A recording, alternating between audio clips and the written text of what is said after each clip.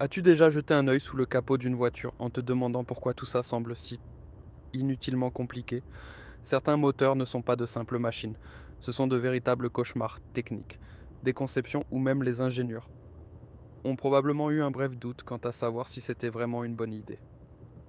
Dans ce voyage, nous plongeons dans le monde des moteurs les plus extrêmes et les plus surcompliqués jamais construits. Des excès mécaniques où la logique a perdu face à l'ambition. Et nous commençons directement avec un moteur qui, même dans le monde de la course automobile, était considéré comme complètement exagéré. C'est le Top 10. Top 10 BRM H16.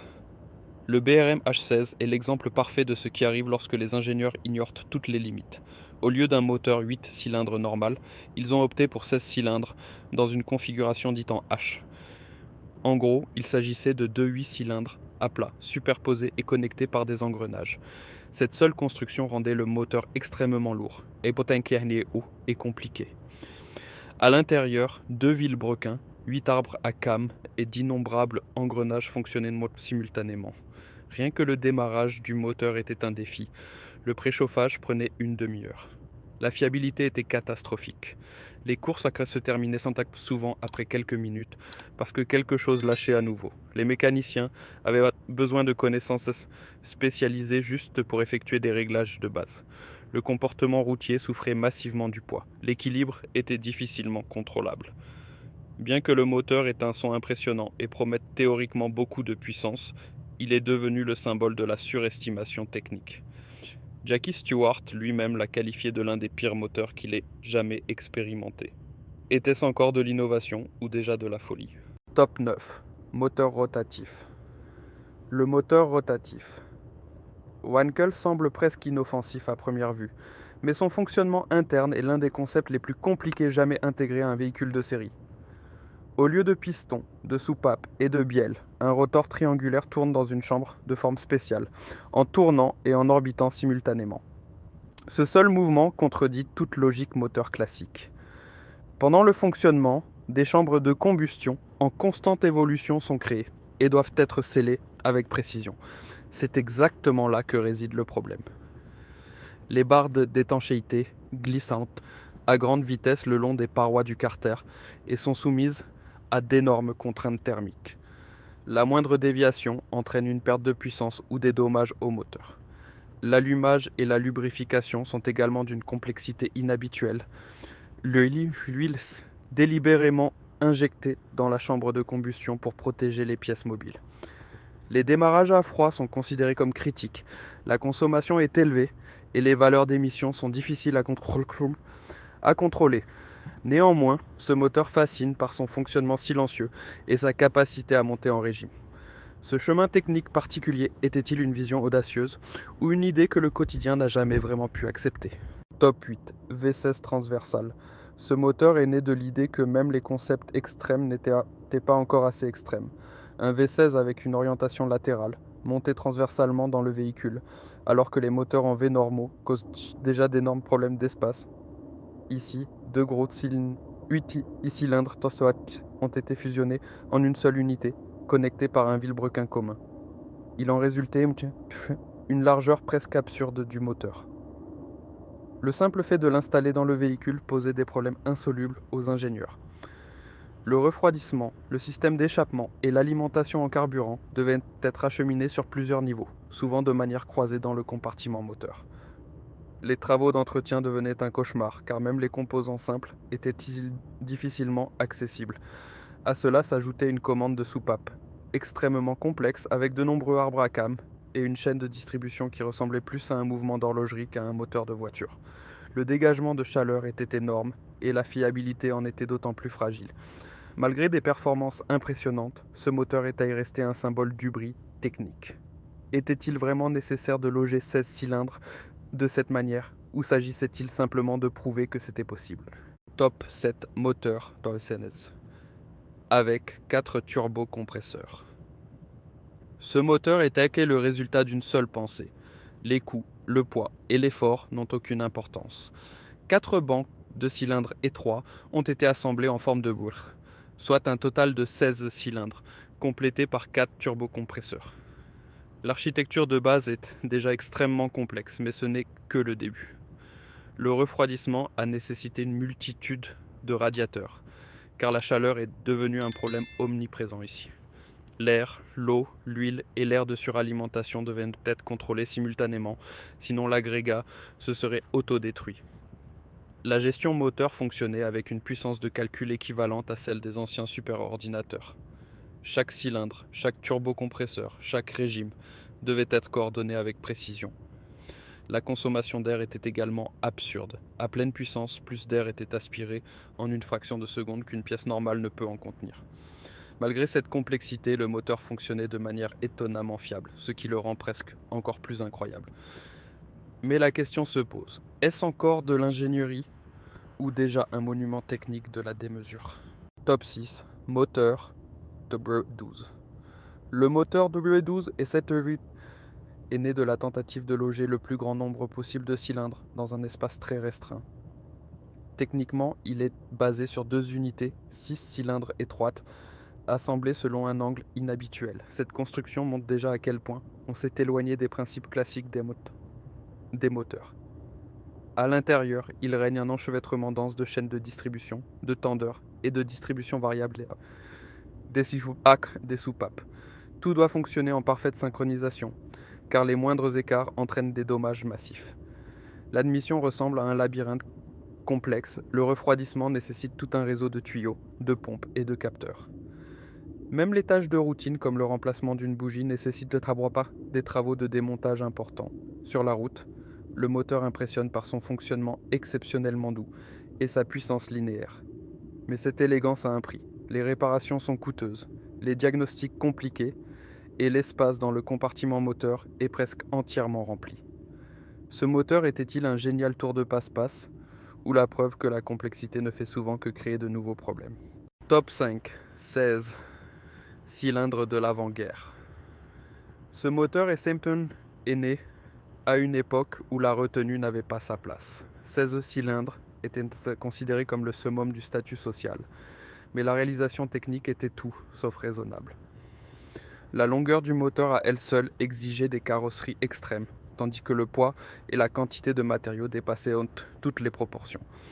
La conception nécessitait un vilebrequin équilibré, de manière complexe, des systèmes d'allumage complexes, avec d'innombrables contacts, et un système d'alimentation en carburant qui devait synchroniser précisément plusieurs carburateurs. La moindre erreur de réglage entraînait un fonctionnement irrégulier ou une perte de puissance. L'entretien n'était pas un service, mais un rituel qui pouvait durer des heures ou des jours. Le système de refroidissement était également de taille gigantesque, car 16 cylindres généraient une chaleur énorme. Malgré tous les problèmes, le moteur fonctionnait étonnamment silencieusement, presque sans bruit, et donnait une sensation de puissance illimitée. Si, mais cette opulence technique était-elle vraiment nécessaire, ou simplement l'expression d'une ambition sans limite, à une époque où les ingénieurs n'acceptaient encore aucune limite? Top 4 V12 avec double turbocompression. Ce moteur montre comment même un 12 cylindres déjà complexe peut être encore plus compliqué. Le point de départ était un V12 de grande cylindrée, qui en soi exigeait déjà de grandes exigences en matière de refroidissement, de lubrification et de contrôle. Mais ici, 2 turbocompresseurs supplémentaires ont été ajoutés placés près de l'intérieur des bancs de cylindres. Le dégagement de chaleur est devenu un problème central. Les turbocompresseurs, les canaux d'échappement et l'électronique sensible étaient extrêmement proches les uns des autres, ce qui nécessitait un contrôle de température complexe. Plusieurs circuits de refroidissement, des pompes supplémentaires et un réseau dense de capteurs étaient nécessaires pour pouvoir faire fonctionner le moteur de manière fiable. La gestion moteur était également devenue considérablement plus complexe. L'allumage, la pression de suralimentation et la distribution variable devaient être parfaitement coordonnés sur 12 cylindres. Le résultat était un déploiement de puissance impressionnant et velouté. Mais chaque défaut signifiait des coûts de réparation énormes et un long séjour à l'atelier. Ce moteur était-il l'apogée de l'ingénierie moderne ou un exemple avertissant de la rapidité avec laquelle la perfection peut devenir un fardeau? Top 3. V10. Out, régime avec papillon individuel. Ce moteur a été développé dans un but clair: amener la technologie de course sur la route de la manière la plus directe possible. 10 cylindres, des régimes extrêmement élevés et un papillon des gaz dédié pour chaque cylindre. Ce seul détail montre à quel point la conception était sans compromis. Chaque papillon devait fonctionner en parfaite synchronisation, sinon le moteur tournait de manière irrégulière ou perdait de la puissance. À cela s'ajoutait une distribution variable des soupapes très complexes, qui passaient constamment entre le couple et la puissance maximale. La lubrification et le refroidissement devaient supporter des charges énormes, car le moteur atteignait régulièrement des régimes qui ne sont normalement courants que dans le sport automobile. Même de petites pièces comme les paliers ou les capteurs fonctionnaient à la limite de leur charge. Le son était à couper le souffle, la réponse d'une netteté extrême. Mais cette fascination avait un prix. L'usure était élevée, l'entretien coûteux et les diagnostics de panne compliqués. De nombreux propriétaires ont constaté que l'enthousiasme pour la technologie pouvait rapidement devenir une épreuve de patience. Ce moteur était-il un chef-d'œuvre émotionnel ou la preuve que la technologie de course était souvent trop exigeante au quotidien? Top 2. Limousine de luxe avec système global W12 extrêmement complexe. Sur ce véhicule, le moteur n'était qu'une partie d'un problème bien plus vaste. Le V12 lui-même était déjà un défi technique, mais il était combiné à presque toutes les solutions de confort et de haute technologie disponibles. Transmission intégrale, suspensions adaptatives, système de climatisation à plusieurs niveaux et un nombre énorme d'unités de commande électroniques fonctionnaient en parallèle. Tout était interconnecté, tout devait fonctionner parfaitement ensemble. Le compartiment moteur était rempli jusqu'au dernier centimètre. Les capteurs, les conduites et les chaînes de distribution étaient très proches les uns des autres, ce qui rendait toute réparation extrêmement laborieuse. Même de petites erreurs pouvaient déclencher des réactions en chaîne, où plusieurs systèmes tombaient subitement en panne simultanément. Les diagnostics nécessitaient ici des logiciels spéciaux et une connaissance approfondie du système. En conduite, rien de tout cela ne transparaissait. La puissance était silencieuse, souveraine et pratiquement sans vibration. C'est précisément ce qui rendait la technologie si trompeuse. Derrière ce calme se cachait une complexité mécanique et électronique qui mettait à l'épreuve même les techniciens expérimentés. Ce véhicule était-il un chef-d'œuvre technique, ou la preuve que le luxe et la surtechnologie vont parfois trop loin? Top 1. Le système de propulsion. Haute performance complet. Au sommet se trouve non pas un moteur individuel, mais un système de propulsion entièrement intégré où chaque composant a atteint une complexité maximale. Le moteur 16 cylindres n'est que le début. À cela s'ajoutent plusieurs turbocompresseurs, une boîte de vitesse et double embrayage, haute performance, une transmission intégrale permanente, une aérodynamique active et un système de refroidissement qui ressemble plus à une installation industrielle qu'à une voiture. De nombreux radiateurs alimentent simultanément le moteur, la boîte de vitesse, l'air de suralimentation, les différentiels et l'hydraulique. Plusieurs pompes à carburant fonctionnent en parallèle pour répondre aux besoins extrêmes.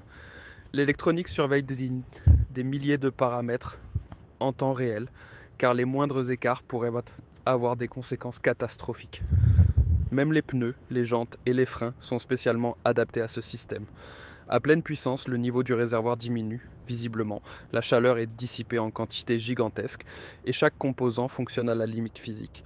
Ce système n'est pas seulement puissant, mais un monument d'exagération technique. La question cruciale demeure. Est-ce l'apogée du possible ou le point où l'ingénierie devient finalement une obsession? Ces moteurs montrent de manière impressionnante ce qui se passe lorsque les possibilités techniques deviennent plus importantes que la simplicité. Certaines de ces constructions fascinent, d'autres effraient. Laquelle t'a le plus surpris et laquelle voudrais-tu essayer toi-même malgré tous les risques? Si ce voyage à travers le côté le plus extrême de la technologie t'a plu, soutiens la chaîne avec un like et abonne-toi pour ne manquer aucune autre histoire de ce genre.